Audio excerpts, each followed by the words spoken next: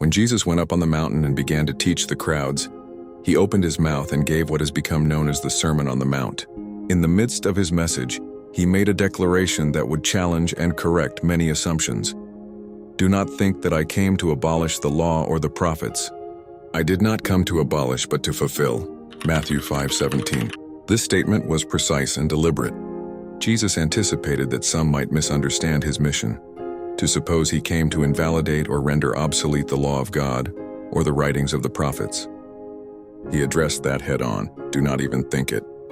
The Greek word translated as fulfill is plero, which does not mean to bring to an end or to cancel, but rather to fill up, to bring to fullness, to make complete, or to fully teach and embody. Jesus wasn't ending the law. He was living it out, perfectly explaining and exemplifying it in both word and deed.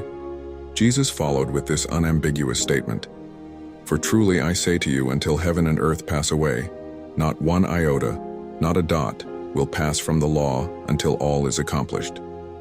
Matthew 5:18. The smallest letter, iota, and the tiniest stroke, choria, of God's law will remain in effect and valid until two conditions are met. 1. Heaven and earth pass away, and 2. All things written are accomplished. Neither of those has occurred. The earth still stands, and many messianic prophecies such as the resurrection of the dead, the final judgment, and the restoration of all things remain unfulfilled. Therefore, by Jesus' own words, not even the least part of the law has passed away. He then added a critical warning and encouragement. Therefore, whoever relaxes one of the least of these commandments and teaches others to do the same will be called least in the kingdom of heaven.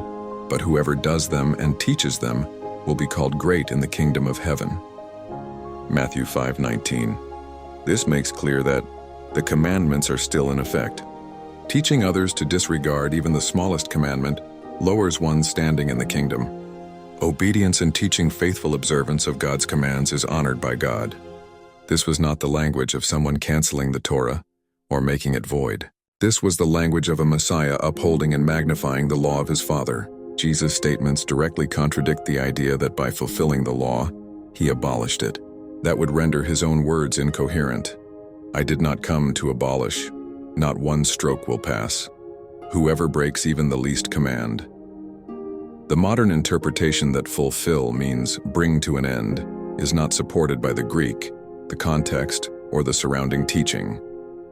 In fact, such a reading makes Jesus contradict himself within a single sentence. Jesus did not come to eliminate the law. He came to embody it, teach it fully, and live it perfectly. He explicitly denied any intention of abolishing it, and he warned against teaching others to treat God's commands lightly. Therefore, Matthew 5 is not a declaration of liberty from God's law.